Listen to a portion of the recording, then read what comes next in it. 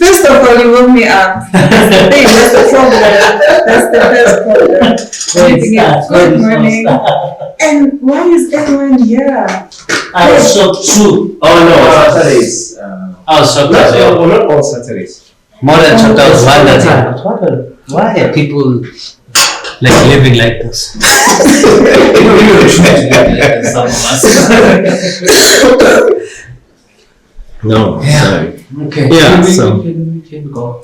All right. No, actually. Okay. Before we start, because the podcast is called 8 Hours and a Lunch. That's the name of the podcast. 8 hours and the lunch. Yes. Yeah. So is lunch served? Definitely, these are lunch conversations. Oh, okay. Yeah. So that means we need to strive to take lunch because some people don't necessarily take lunch. And so my idea was, this will be the only podcast, or if they are, not that I know any other podcast, where we will be talking while we're eating. Oh. Yes. Those are the motivations. Okay. Yeah. That's fine. Yeah. And at the end, Kantla is going to have nice bloopers where, the shafuna are cool. Oh, wow, right. And we're going to actually have a rating in the next guest where they are rating the previous. So everything we're doing here, it's going to recycle itself into content. Oh, Jesus. Yeah. Where did you get the content? And it's supposed to be built-in software. And why? And why? So I have to bring the hors d'oeuvres closer. And this is, hopefully, it's going to tempt you to nibble every now and then. Okay. So, is there meat? There's all sorts. Okay. So yeah, Planta, I don't know if you can place them on the table here. And then, yeah. So yeah, welcome. Thank you. By the way, you are our first guest. Oh my gosh. Yes, you are our first guest. So much pressure. I know. It's not pressure, you get to set the standard. Wow. Yeah, because, some people will say it's downhill from here. So yeah, but thanks for making time. It's my great pleasure. Yeah, I know you are on leave, resting, and when I make the call, I was like, oh, she's gonna hate me for this, but no, I do. Like honestly. Okay, all right. Does that make you feel better? I was hoping the camera was gonna put you pressure to be a nice person. It's not working. All right, so I'll tell you basically, for even the audience to understand, the concept here is, yes, we're in an occupational environment. We are workaholics, trailblazers, but there's another side that we'd like to see, a side that is more relaxed, nuanced from the competitive narrative. We want to get to know you as a person, and I think those are the easiest way people or the audience can actually find a way to relate. So we're trying to humanize the CEO. Oh. Yeah. Okay. Yeah. So you can take off your cape, right? Put down your sword, right? All the elevator pitches. We don't need them here. You've done the work. The reason why you're here is because you've already done the work. Okay. Yeah. And so this is just going to be, I know it's not a lounge, but just entertain this imagination of we are on a lounge of a skyscraper somewhere. Okay. Yeah. Okay. And we don't know each other that well. Oh. Yes. Also, I must not share what we know of each other. So during this lunch, the whole point of it is to relax. You need to purge and impart as much as possible. Okay. So when you walk out here, you are carrying less. Okay. Yes. Otherwise, the longer it takes you to do that, the longer the session will be. This is new. With that being said, welcome to 8 Hours and a Lunch. Thank you so much. Yes. I'm your host, and not with the most, but I do try. I'm struggling to run with the name for the platform, so I'm running with both Uzolake and Maxwell. Okay. And depending on Which how persona do you want to see? I mean, I'm bringing it all. oh, okay. Yeah, crazy, sexy, cool. Let's Oh. put it on the table. Yes, yes. Because I also need to impart so that I can walk out of here feeling less weight. Of course. Yes. All right. So with that, let's start off. What's your favorite song? Wow, my favorite song at the moment, Could be at the moment, it or- changes Yeah. depending on what is what's happening in my mind. Sure, all I want for Christmas is you.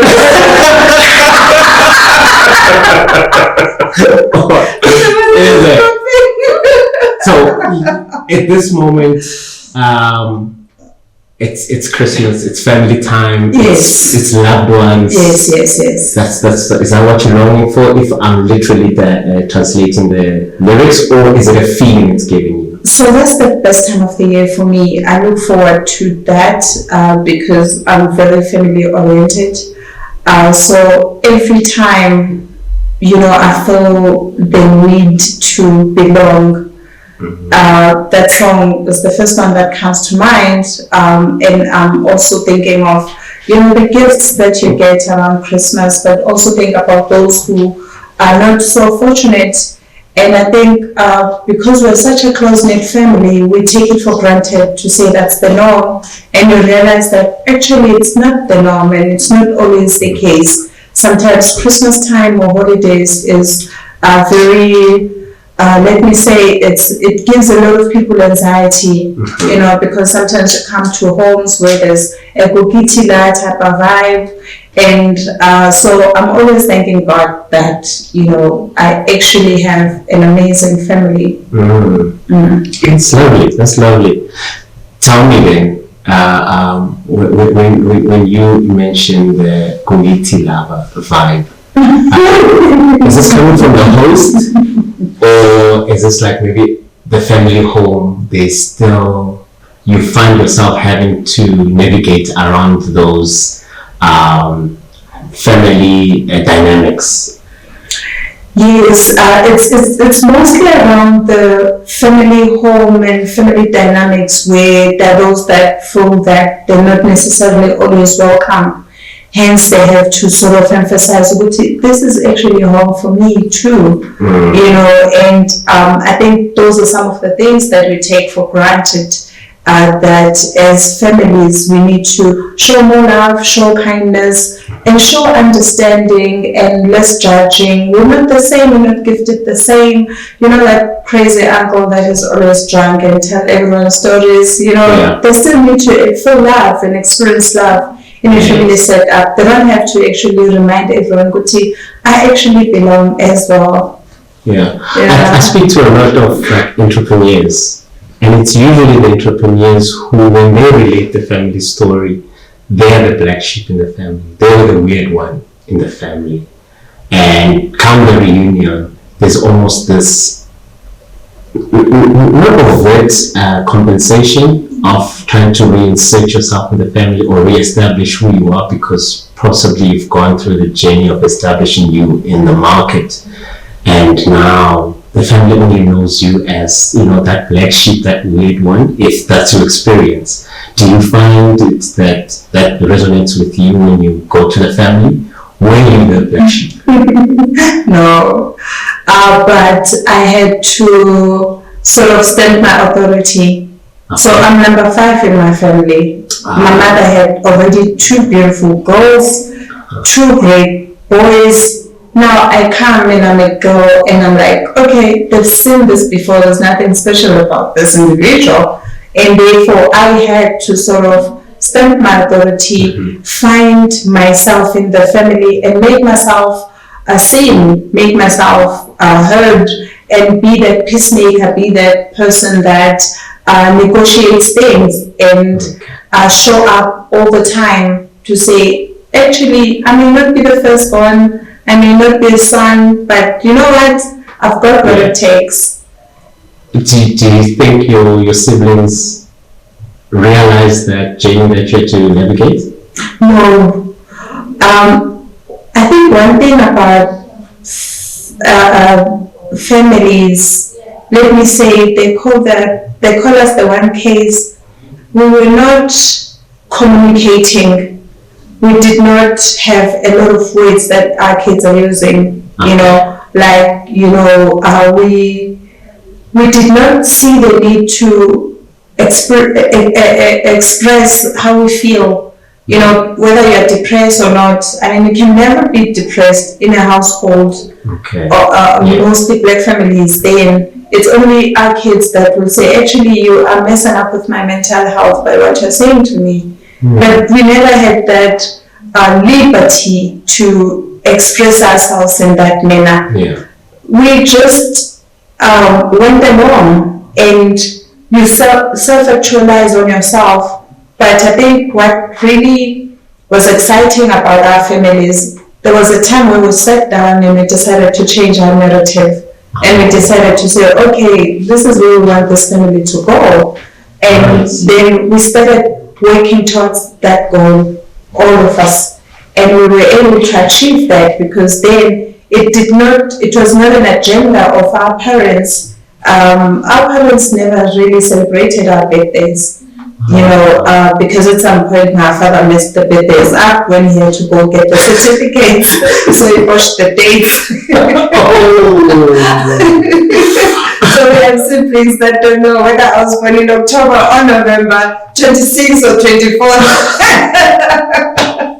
You see, but then as kids, we then decided to unite and say, actually, let's celebrate each other's birthdays. And we changed that culture where now our parents started celebrating birthdays. We got to a point where we never hugged a lot with our parents or say, I loved you a lot.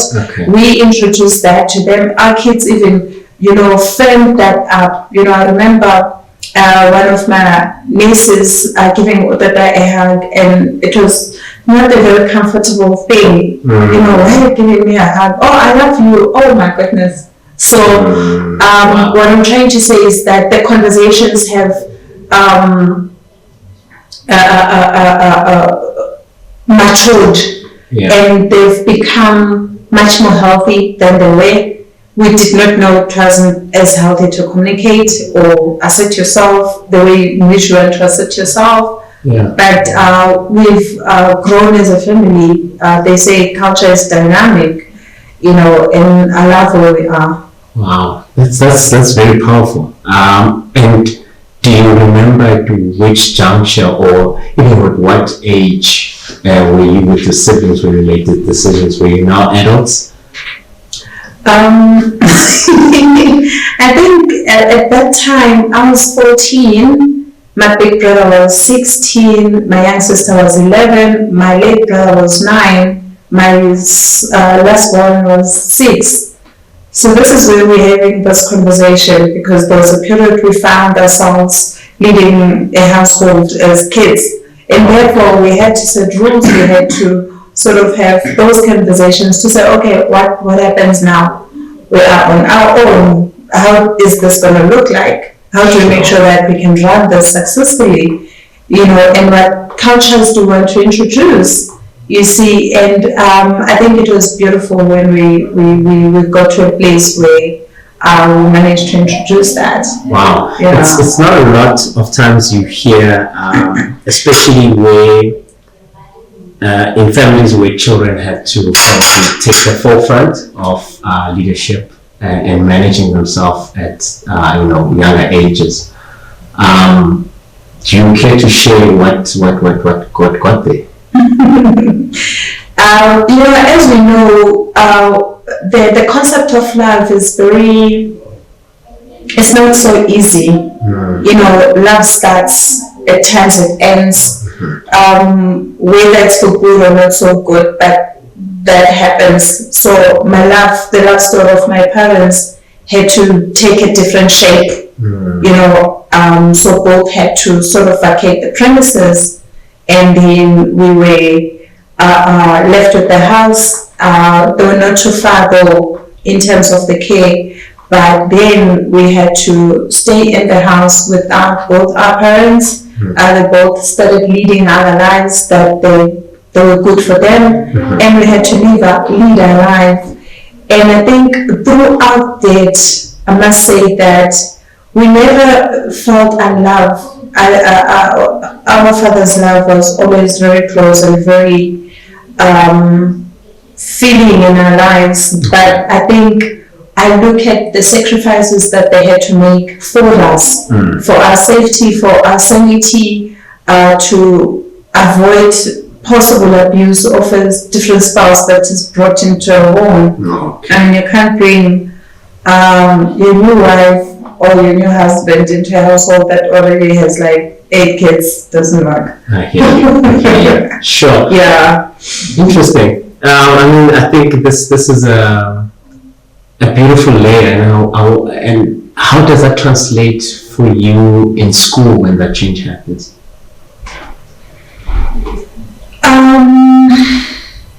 So because we were raised independently, it was not such a biggie. Okay. You know, let me say for me, I don't know for my young siblings, for me it was not a biggie.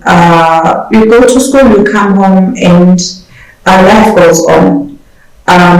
We did not have a lot of privileges then, and therefore we were not necessarily dependent a lot on money. There was self-sustenance in terms of this lunchbox. We know how to cook, we know how to make our own bread, and therefore lunchbox is sorted because kukusonga you take to work, or you take to school. So that did not become a thing. And it's not like we're helped with our homeworks. Oh yeah. So I it's a privilege of the two parents, No, now the parents are actually the ones doing the homework. But then I must say that as we grew, that trauma sometimes raises its ugly head.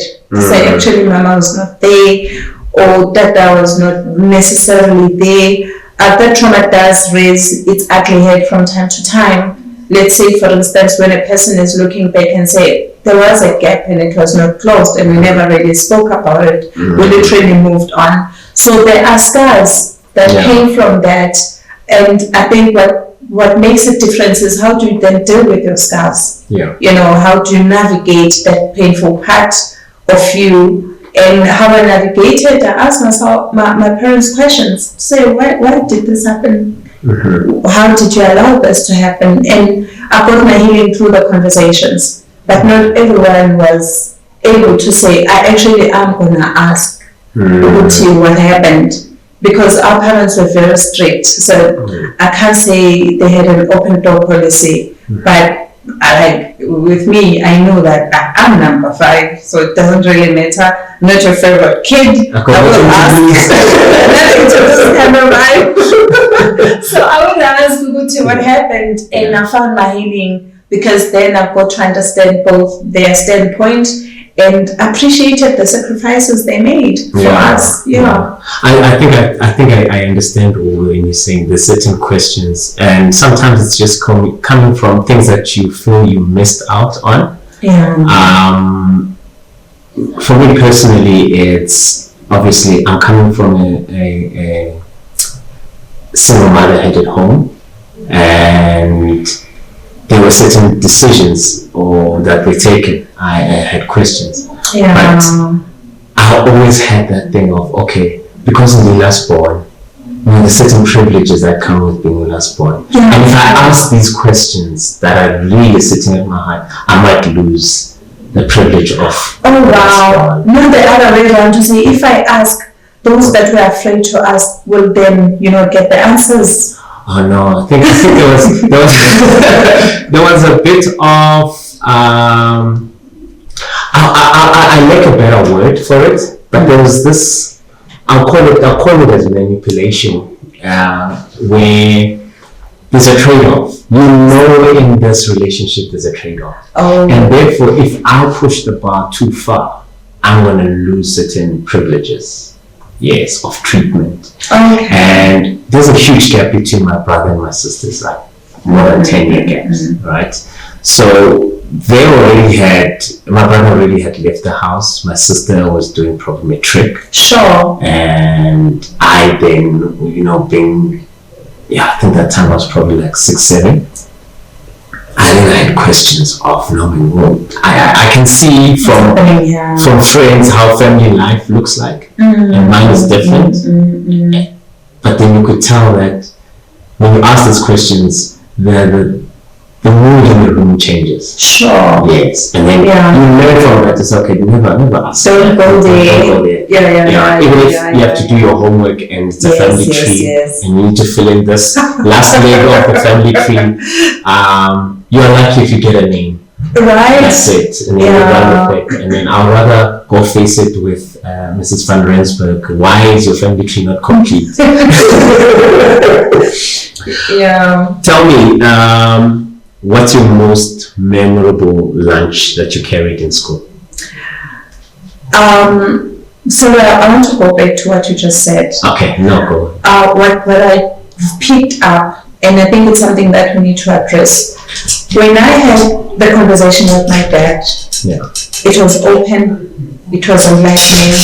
When I had a conversation with my mom, it was not necessarily welcomed. It was a little bit emotional. So meaning that women respond differently to these things, especially these emotional conversations.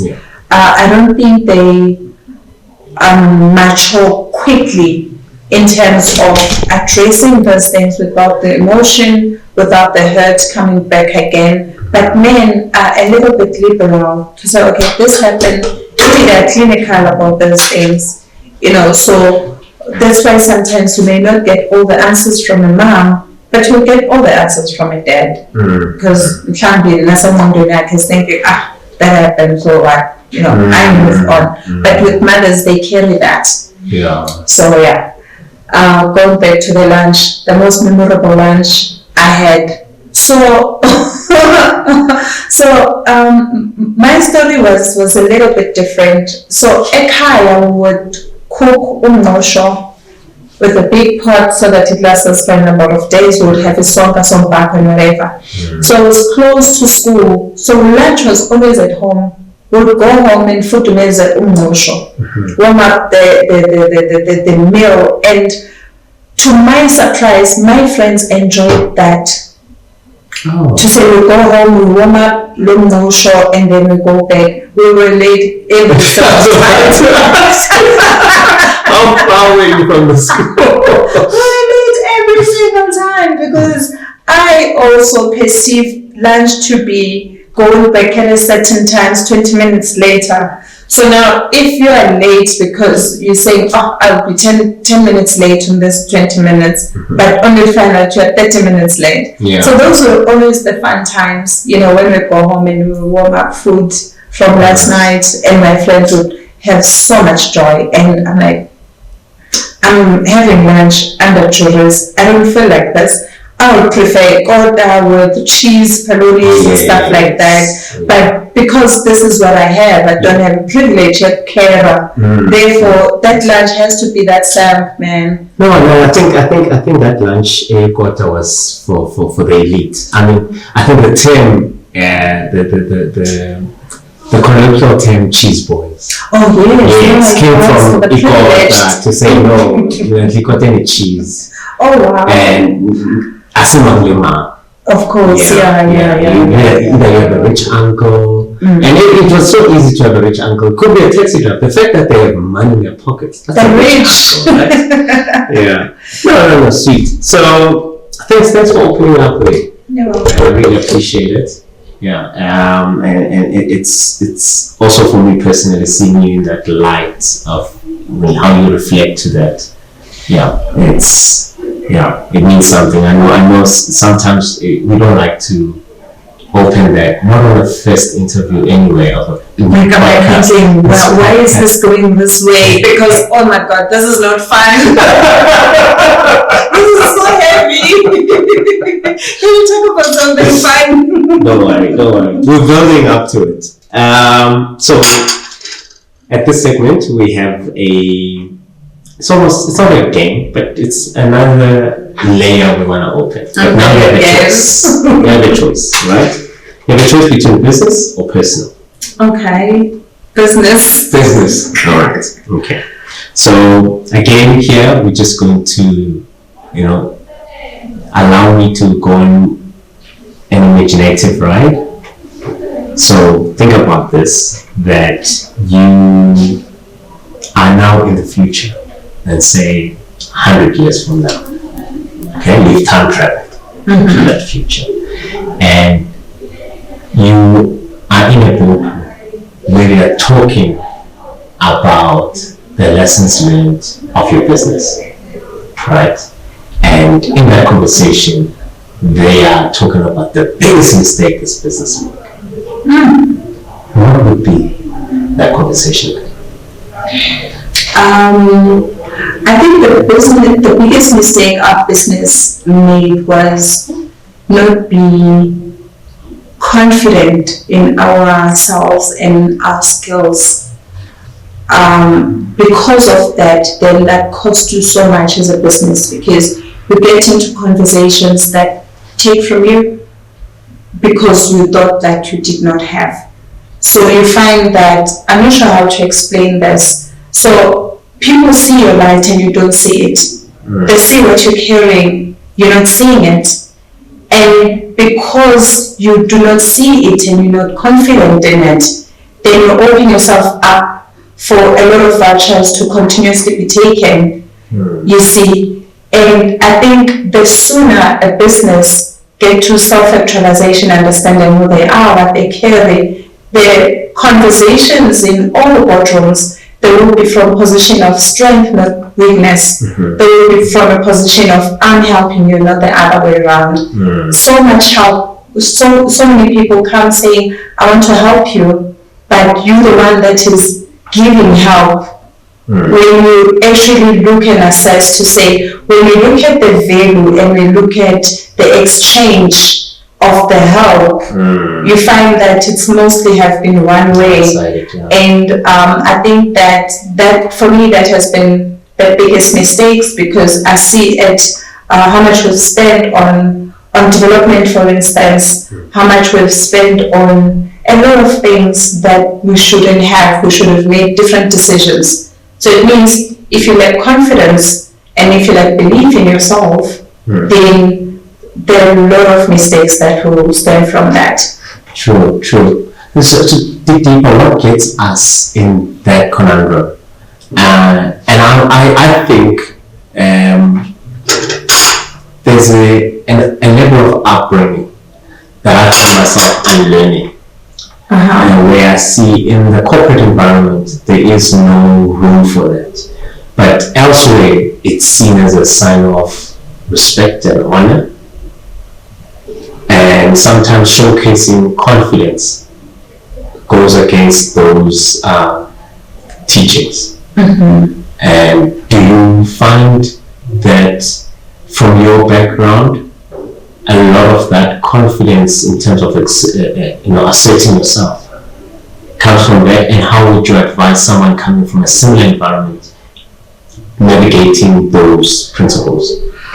I think at times it may not necessarily come from your upbringing per se, because I think that upbringing was great for me, but sometimes you get into an industry that rejects you by looking at you.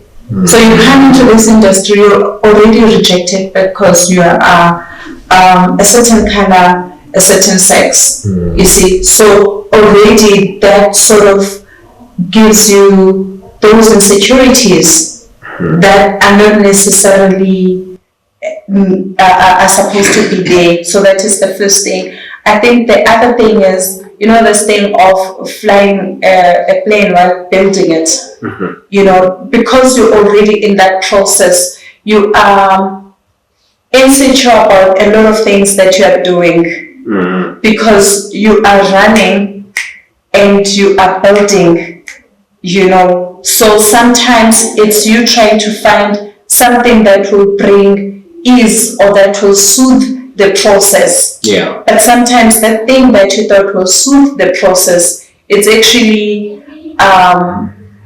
you're just putting a plaster that will be stripped off, and you still needed to build that element. Let's say there's an element of a plane that you need to build, but because you are running already, you're saying, okay, Zweli must come and actually help me build this. But because for whatever reason it doesn't go according to plan, be it your poor planning, your poor engagement, your poor contracting, you have to still go back and do that. Yeah. So now you should have gone forward and do whatever you're doing while you go, you build, give yourself time and give yourself grace. Yeah. Some of the things, if we had given ourselves enough time and enough grace and proper planning, we would not have committed some of the mistakes we've committed. Yeah. So I would say is the industry sometimes can be hostile. Yeah. Nothing to do with your bringing, nothing to do with your skills. In fact, your skills, you find that you have great skills, you have great tenacity, but the industry is just hostile. I hear you. Okay. Yeah. And so tell me then, what I'm picking up from this is that we tend to find ourselves not being given enough room to experiment. Yeah. In terms of, yes, you might have an idea, and you're still formulating it. At the same time, you need to execute it. Yes. Giving yourself enough grace to do that. What is your go-to in order, as you acknowledge that I'm trying something new and I need to also lead and execute, and at the same time I'm in a hostile environment, or that's a little bit an environment that's competitive and patient with me? What is your go-to in order to make sure that you still stick to what you're trying to execute? Sure.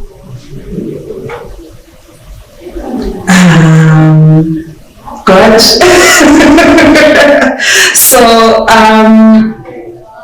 I think we've managed to build enough network in the industry that listens and guides.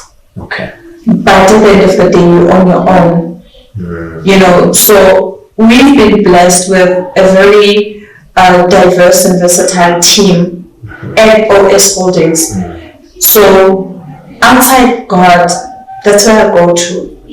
This is the team that we've been blessed with all over the years, because we of different mindsets and we think differently, we are gifted differently, we are skilled differently. That's my home, that's my safe space, because I come and I'll pitch something, and because we're built differently, it does not mean it will always be appreciated, accepted. It will be probed, and then answers will come from that. I can't say that I have a rich husband that I can go to, or a godfather in the industry that I can go to and say, look, I'm stuck either financially or emotionally or skill-wise. Yeah. No, I don't think we have that. We have to be that. We are the pioneers. Yeah, the self-starters. At the moment. So I will try and trouble Amanda. We have the go-to, but we don't. Or maybe we choose not to have, I don't even know, but that's my story and I'm sticking to it. I like the response of, there is a bigger deity, a bigger consciousness that you almost have to surrender to, because you walk in a realm where you only know so much, and also you become conscious of the unknown. Yeah. And you need to surrender to that. one would think for you to attract the type of people or network that you find solace with says a lot about you, don't you think? Yeah, I guess. What would that be? Because if someone who has tried this journey, but they didn't, yes, they have a firm belief in a higher calling, in God, maybe they're not experiencing the privilege of having a team that, probes and so forth and helps them to, sharpen their skills and improve in terms of maybe executing those ideas. What would you think is special about you in attracting those people that would actually be something that they need to also think of about themselves? So I think, okay, this is a tough question. So you're asking me, Uti, what is it about me that would attract people to want to journey with me? I think it's grace, for instance, first, but it's also the skills that we have. We've proven that it is possible to succeed as a company, as individuals. We've also proven that we can excel at what we do, so that gives us a voice to say this is the journey we've walked, this is the portfolio of evidence, these are the case studies that we had to solve, so that can attract someone to say, how did you do it? But I must say that in the absence of an individual, South Africa, we're blessed with the fact that we've got organizations that are doing incubation for entrepreneurs. And we're starting to see corporate intensifying the support of entrepreneurs through your supplier development or economic development programs. And I think that's another place where you can get skilled in terms of leadership, in terms of being able to achieve certain strategies, in terms of learning about finances, because that is a big thing as well, in terms of, learning to say, I have a business, I don't have all the answers, how to lead, how to business. Yes. There are those organizations, even government organizations. In the IT space, you have your innovation hubs that you can go to and get assistance. You've got the likes of SEFDA that can assist. So there are those places where if you feel alone and you feel like no one really understands you in your journey, because that happens quite a lot. Yes. I find organizations that have people similar to you that are not cases who think that they can achieve everything they desire to achieve. So that helps a lot as well in your journey. I've utilized the likes of Grace Pops, that has helped a great deal. I think my friends as well, I've been fortunate to have friends that are leading, and they can also help in terms of steering what I think and how I think. So you've got to have friends that are doing business as well. Yeah. I need it because it's a safe space. Oh, thanks. All right. So I hear a lot of conversations from other business owners and I think you touched on it when you say, the team matters. The diversity of the team you have really matters. And a lot of our target audience is, yes, it's those who are running a business, but also your graduates, your postgraduates that are looking to also get into the space, be it of employment or even starting off. But I want us to speak to those who are looking to the space of getting employment. But I want to understand it from a CEO's point of view. In the space of recruitment and you're looking for a skill, yes, there are qualifications. Other than that, what are you looking for in the spirit of the individual that you can say this person becomes not only employable, but they also become useful enough to unlock their own journeys? Sure. I think for me, it's that hunger that you see in a person, and maybe it's superficial for me to say that, but you have people that really have that hunger, and I look for the hunger to say, are you hungry enough for what you are asking for? Because 9 out of 10 as a graduate, you don't know what's on the other side of the curtain of employment, and it's very difficult. But when you come across challenges, are you going to have that resilient spirit? Are you hungry enough to succeed?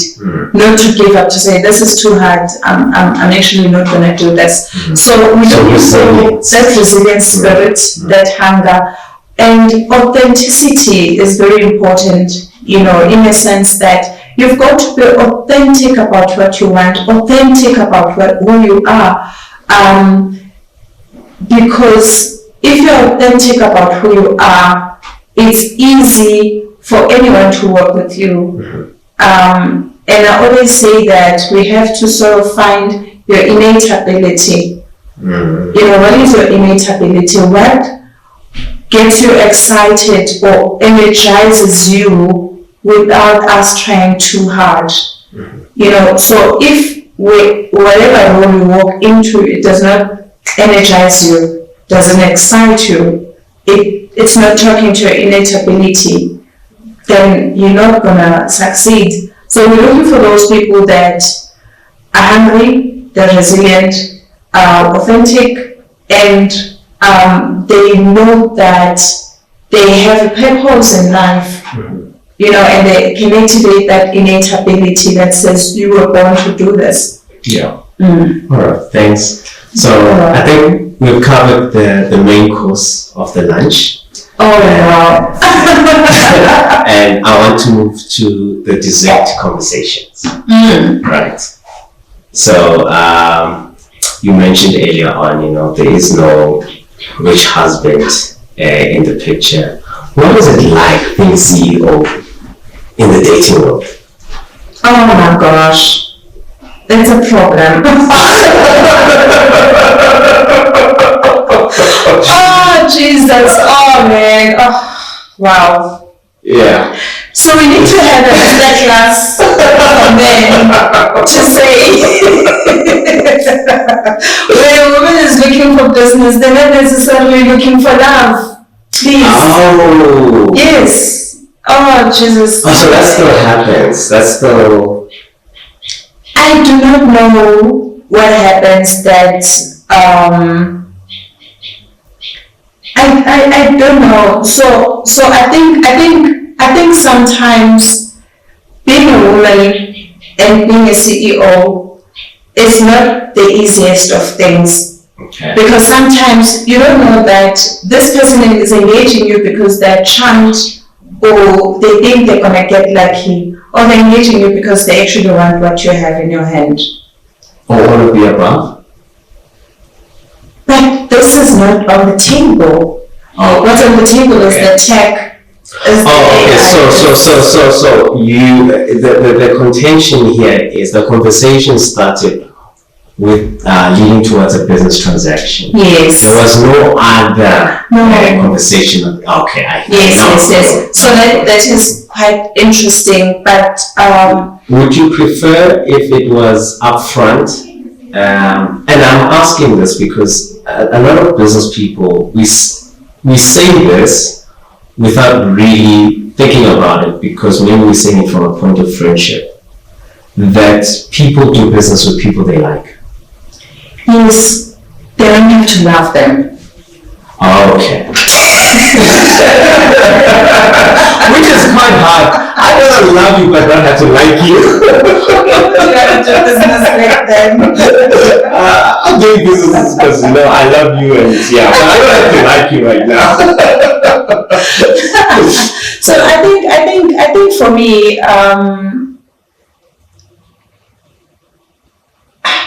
so we humans, right? When I'm being serious, we are humans. So me being a CEO and dating, it's neither here nor there.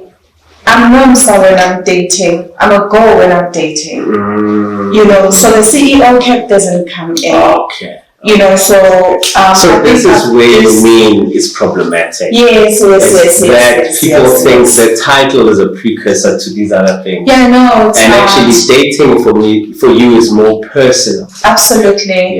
Yeah. It's more personal. It's a beautiful space. It's two different personas. Yes. You know, when I'm in the office and when I'm in the dating space, it's completely two different personas. And how would you differentiate it? The persona in the boardroom and against the persona in a dating relationship? Boardroom, there's no dating, there's no pressure that you have in the boardroom. Okay. So my guard is down there because it's a loving space, it's a fun space, it's a beautiful space. But in the boardroom, it's different because it's serious. We're making decisions, and I have to account and take a lot of responsibility. You feel like you carry quite a lot because you carry a responsibility of a lot of people, families, and businesses that are dependent on you. So every decision that you're making, it impacts a lot of things. But when you are at home or in your dating space, it's a mellowed space. I cook. I'm actually doing things that really feeds my soul. Okay. I hope I'm not asking too much. I was about to ask you, what is the ideal date?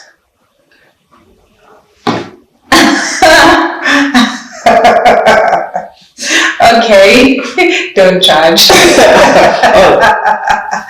So I think it's two for me. Ideal date is hiking date. Okay.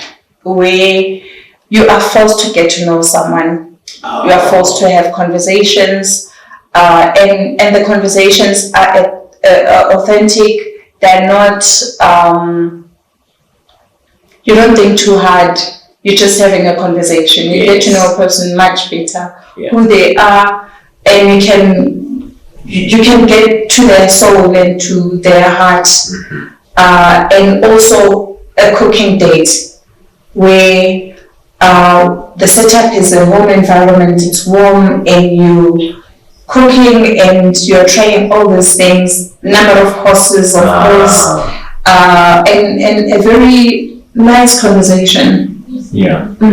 Perfect. Thank you. Sounds like I can already picture it. Okay. What is the one mistake in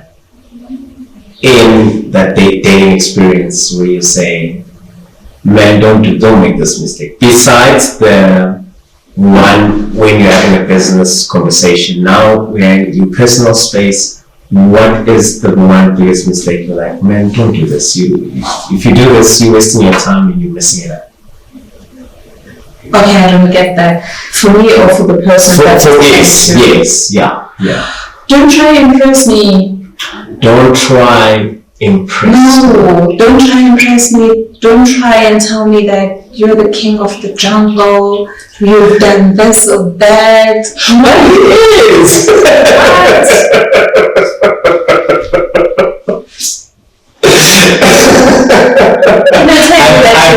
I hope he's not actually saying it in those words. Can I tell you that you are awesome? Don't try and tell me that you are awesome. No. Do you think though the knowledge of maybe someone knowing that you are a CEO almost sets precedent of they need to almost perform? You see, the fact that you know that I'm a CEO means you know that I'm smart and I can see you. I can see performance. So don't try it.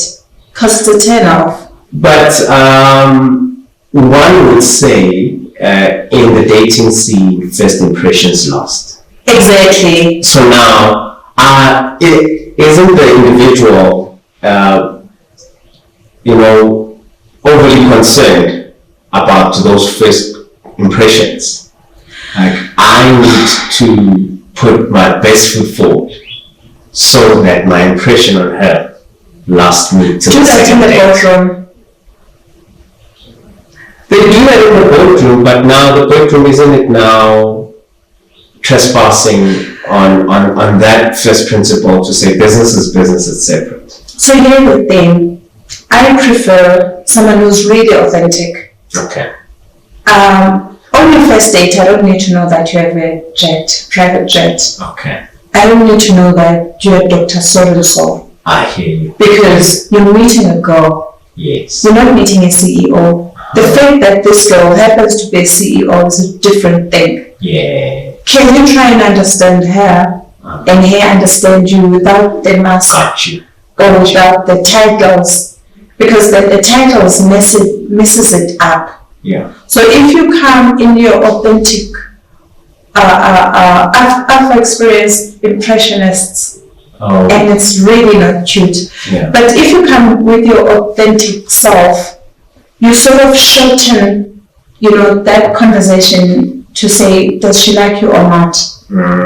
You see. So now you come and you are impressive and you're doing all these gimmicks and this show off, and I realize that yes, I fell in love with the gimmicks, and now when the gimmicks then they're not there. I never fell in love with you as a person, then everything that you're trying to bring. Yeah. Because when I go into a room with you, your car is in the garage, your money is in your bank, I have to deal with the man. Yes. And now the man has got nothing to offer because all the things that he put to offer are not necessarily having a conversation with me now. Yeah. And I'm bored. I'm like, no. I sometimes wonder for single men, there's so many voices, especially if you take into consideration social media and there's these narratives that are and rhetorics that are being pushed to them, where as much as we hear be humble, we still see an element of materialistic expectations.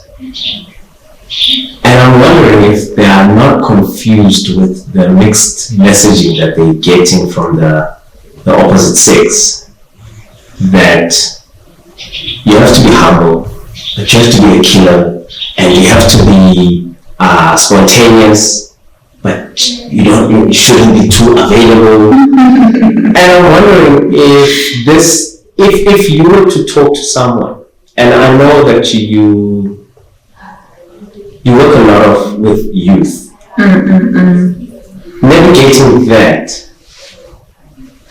what would be your advice, and this time around, is to the young man? So the young men are having it very difficult because they're competing with the older men, which is quite sad. So an older man is showing off the assets which you don't have. The best is to be your authentic self, and the right girl will fall with the authentic self, with the authentic man. And you've got to thrive to succeed because you've got to take care of your family. But don't be rushed into trying to be something you are not, simply because the girl is asking for things that even their father don't have. You see, so I feel for the young men because sometimes you feel like they are set for failure because their fathers are busy with young girls. So the conversation should be to the older men to say, stop the nonsense. Sure. You're messing up your sons. It is a dog world out there, because I think the older men are doing to them probably what was done when they were young men. Yeah. And nothing has really changed from that. It's a matter of, oh, it's my time now. Yes. And we there's a lot of, like I say, flexing that's happening. And which I like what you say. So when you're being authentic, so you really shine through all of those. Young men, as they are finding, and I don't know if it's a finding or being yourself, is there's a lot of performative actions happening where I am not confident or I have not self-actualized who I am and how I see myself, to be authentic about it. Yes. And so therefore, while I still have these questions, I'm going to hold on to certain rituals that will make me look like, oh, he's natural. So I think that it's a journey. It's not an easy one, Zoe, and I may not even be the best person to speak on it, because, like you're saying, you're still navigating your life, and when you're navigating your life, so much social pressures on who you're supposed to be, it must be a really challenging life. But I strongly believe that there are no shortcuts in life. Yeah. Because you may win by being like that, but is there longevity around it? There may not be longevity around it, but if you're starting like that as a young man, it will never change. You'll be an older man that do the same thing. Yes. So I would say you have to, one, trust your gut. Number two, work on yourself as an individual so that the things that you attract and the things that are attracting you are not necessarily the things that will harm you in the future. You see, and you need to be very clear on what you want. Yeah. If you're clear on what you want, and if you want to do Mashaya, be best at Umashaya. If you want to be an authentic man, be best at being authentic man. You can't be both. Yeah. Yeah, good. I think that's a very good point, too. All right, let's move on to something less serious. So, you're on leave, I take it. I hope you are enjoying your guilty pleasures.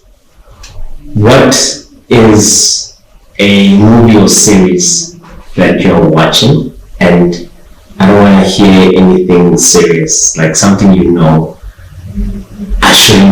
I wouldn't necessarily be watching that with my colleagues. But there's a character there that it embodies, either be it a spirit animal or something that you really enjoy. Is it something that you are watching, and what example is there? So I'm not big on watching, so I'm really not big, but I came across something that I'm watching right now. It's called The Beast in Me. The Beast in Me. Yes. So there's this character who's a highly successful man, but he's making all the wrong choices. Okay. Because he's not, those people that desire to get success no matter what happens. Oh, okay. There's a rumor that he killed his wife, but the body was not found. He's trying to get this property that will give him a skyscraper, but the mayor is saying, you're not getting that, we want to do local housing. And there's this writer that is really struggling to get to the next book. Okay. And now they are neighbors. Now, this narcissistic man is trying to get this woman to write a book, just because whatever it is that she's writing about is so boring. But I love this man so much, and I shouldn't love him because first thing, he walks into this neighborhood and bulldoze all the neighbors, give them gifts because he wants to build a track, a running path. Oh, okay. Right? Okay. And this lady says, no, we like the forest as is, untouched. So he's doing everything in his power to convince this one to a point where he says, actually, whatever you're writing is probably right about me. So I found that character to be so interesting to say, oh goodness, how arrogant are you? But I like it. You think so highly of yourself. It's quite interesting. So. And now I'm intrigued. I definitely want to watch it. The beast in me. Okay. All right. So now we're gonna have a segment where you are painting a picture of. Well, I'm gonna give leading questions to paint a picture of. Right. Thank you. Okay. All right. So now we're gonna have a segment where you are painting a picture of. Well, I'm gonna give leading questions to paint a picture of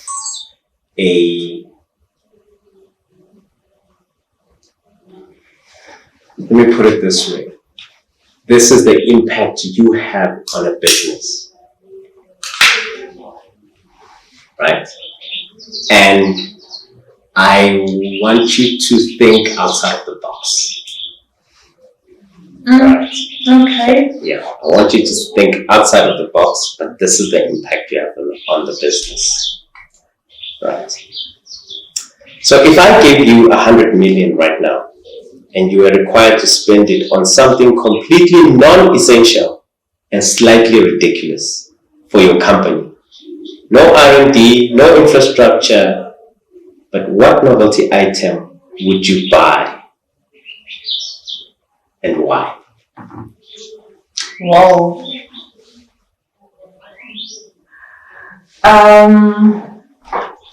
Sure, how much is that? 100 million. 100 million.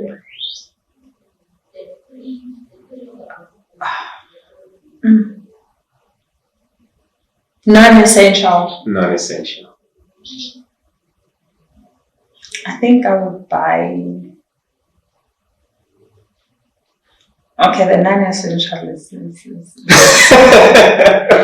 I think I would buy a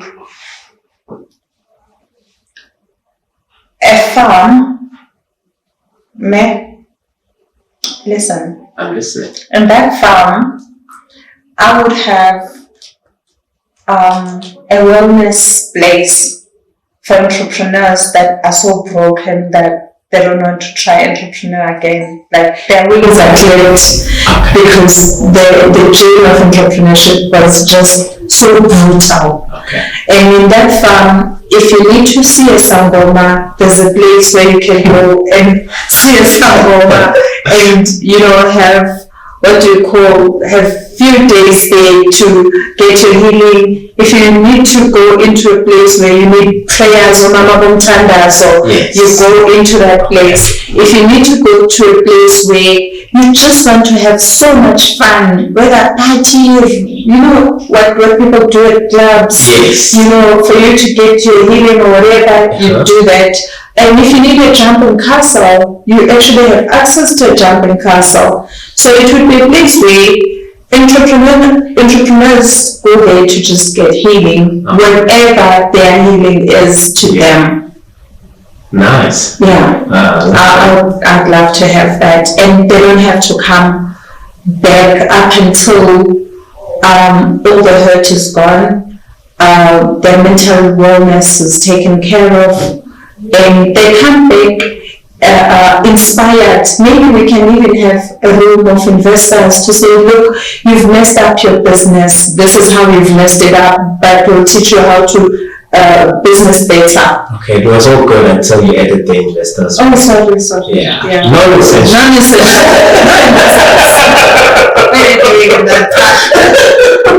There's a reason we are there.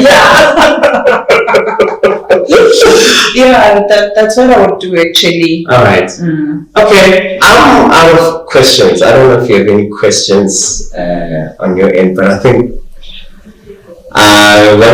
we want to do the segment where we do the introduction. We didn't do the introduction. Sorry, I just realized that I needed to get people into a meeting and I forgot. I thought you were on leave.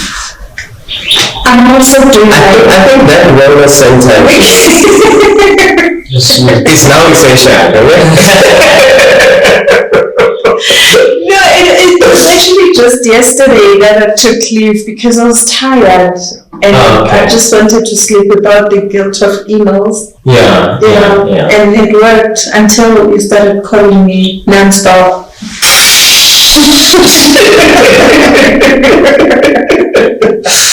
I'm afraid to be there for the next session, right?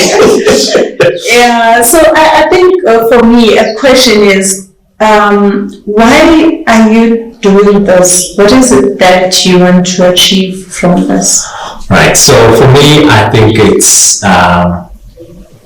very important for us in the space to build relationships. Yeah. I think relationships are what led to the ultimate prize in this whole journey.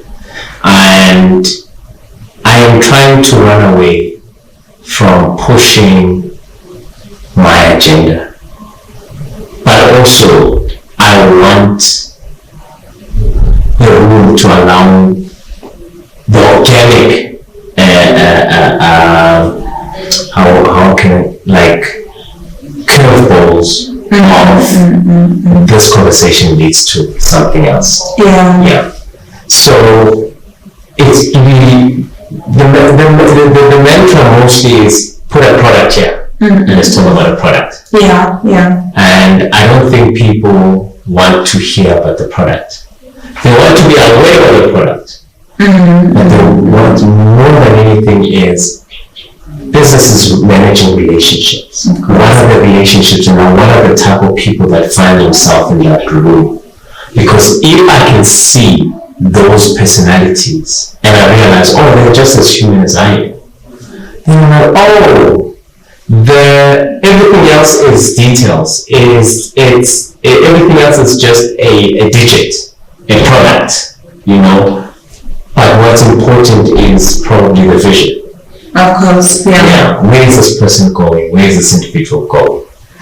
And obviously that, I believe, will attract an audience. And then from there, you can capture that audience and say, audience, this person was talking about this. These are the tools they use to get where they are. Of course, yeah. And I have a choice of actually, I can use the tools of trade that this person used to get to where they are, and it will help me to get to where I am. And that for me is running away from me trying to explain ERP. Okay. Me trying to explain robotics. Me trying to explain AI. Because all of that, at the end of the day, people say, what's in it for me? Exactly, Yeah. So I know that the most coveted personalities are business managers, entrepreneurs. Those people, they are like how can I call it? The gladiator show, the weirdos. Why would you put yourself through that type of thing? Right. Yeah, and people are interested in those stories. And so we need to celebrate and we need to tell those stories.